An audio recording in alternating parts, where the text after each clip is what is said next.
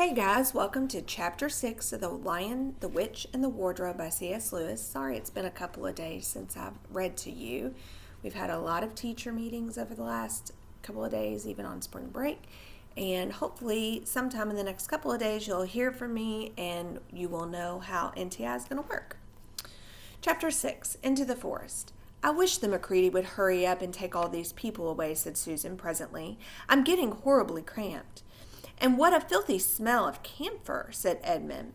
I expect the pockets of these coats are full of it, said Susan, to keep the moths away. There's something sticking into my back, said Peter. And isn't it cold, said Susan. Now that you mention it, it is cold, said Peter, and hang it all, it's wet too. What's the matter with this place? I'm sitting on something wet. It's getting wetter every minute. He struggled to his feet. Let's get out, said Edmund. They've gone. Ooh, said Susan suddenly, and everyone asked her what was the matter. I'm sitting against a tree, said Susan, and look, it's getting light over there. By Jove, you're right, said Peter, and look there, and there. It's trees all around, and this wet stuff is snow. Why, I do believe we've gotten into Lucy's wood after all. And now there was no mistaking it, and all four children stood blinking in the daylight of a winter day. Behind them were coats hanging on pegs, in front of them were snow-covered trees. Peter turned at once to Lucy. I apologize for not believing you, he said. I'm sorry. Will you shake hands? Of course, said Lucy, and did. And now, said Susan, what do we do next? Do, said Peter. Why, go and explore the wood, of course. Ugh, said Susan, stamping her feet. It's pretty cold. What about putting on some of these coats? They're not ours, said Peter doubtfully. And I'm sure nobody would mind, said Susan. It isn't as if we're going to take them out of the house. We shan't even be taking them out of the wardrobe. I never thought of that, Sue, said Peter. Of course, now that you put it that way, I see. No one could say you had bagged a coat as long as you leave it in the wardrobe where you found it, and I suppose this whole country is in the wardrobe.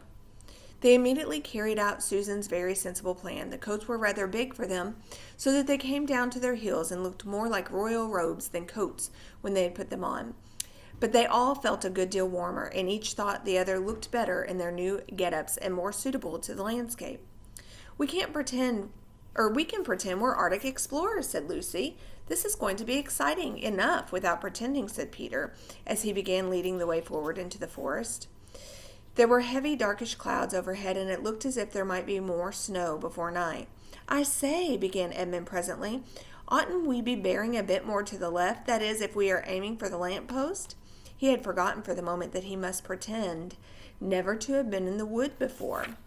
The moment the words were out of his mouth, he realized that he had given himself away. Everyone stopped. Everyone stared at him. Peter whistled. So you really were here, he said. That time Lou said that she had met you in here and made out that she was telling lies. There was a dead silence. Well, of all the poisonous little beasts, said Peter, and shrugged his shoulders and said no more. There seemed indeed no more to say, and presently the four resumed their journey, but Edmund was saying to himself, I'll pay you all out for this, you pack of stuck-up, self-satisfied prigs. Where are we going anyway, said Susan, chiefly for the sake of changing the subject. I think Lou ought to be the leader, said Peter. Goodness knows she deserves it. Where will you take us, Lou? What about going to see Mr. Tumnus, said Lucy. He's the nice fawn I told you about. Everyone agreed to this, and off they went, walking briskly and stamping their feet. Lucy proved a good leader. At first she wondered whether she would be able to find the way, but she recognized an odd-looking tree on one place and a stump in another, and brought them on to where the ground became uneven and into the little valley, and at last to the very door of Tumnus's cave. But there was a terrible surprise awaiting them. The door had been wrenched off its hinges and broke into bits. Inside the cave was dark and cold and damp, and it had the feel and smell of a place that had not been lived in for several days. Snow had drifted in from the doorway and was heaped on the floor, mixed with something black which turned out to be the charred sticks and ashes from the fire. Someone had apparently flung it about the room and then stamped it out. The crockery lay smashed on the floor, and the picture of the fawn's father had been slashed into shreds with a knife. This is a pretty good washout, said Edmund. Not much good coming here. What is this, said Peter, stooping down. He had just noticed a piece of paper which had been nailed through the carpet to the floor. Is there anything written on it? Asked Susan. Yes, I think there is, answered Peter, but I can't read it in this light. Let's get out into the open air. They all went out into the daylight and crowded around Peter as he read out the following words. The former occupant of these premises, the Fawn Tumnus, is under arrest and waiting his trial on the charge of high treason against Her Imperial Majesty, Jadis, Queen of Narnia.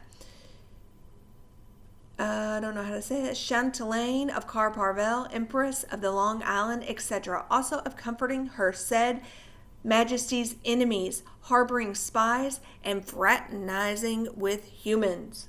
Signed, Margram, the captain of the secret police. Long live the Queen. The children stared at each other.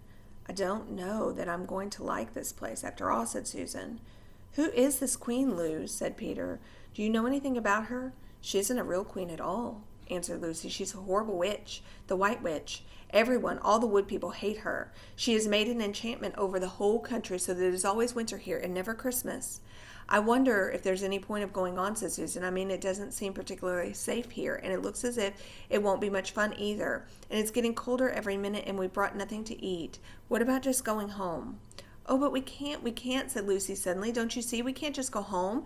Not after this. It's all on account that the poor fawn got into trouble. He hid me from the witch, and he showed me the way back. That's what it means by comforting the Queen's enemies and fraternizing with humans. We simply must try to rescue him. A lot we could do, said Edmund, when we haven't even gotten anything to eat. Shut up, you, said Peter, who was still very angry with Edmund. What do you think, Susan? I have a horrid feeling that Lou is right, said Susan. I don't want to go a step further, and I wish we had never come, but I think we must try to do something for this Mr. whatever his name is. I mean, the fawn. That's what I feel too, said Peter. I'm worried about having no food with us. I'd vote for going back and getting something from the larder, only there doesn't seem to be any certainty of getting into this country again when once you've gotten out of it. I think we have to go on. So do I, said both girls. If only we knew where the poor chap was in prison, said Peter. They were all still wondering what to do next when Lucy said, Look, there's a robin with such a red breast. It's the first bird I've seen here, I say. I wonder, can birds talk in Narnia? It almost looks as if it wanted to say something to us. Then she turned to the robin and said, Please, can you tell us where Tumnus the fawn has been taken to?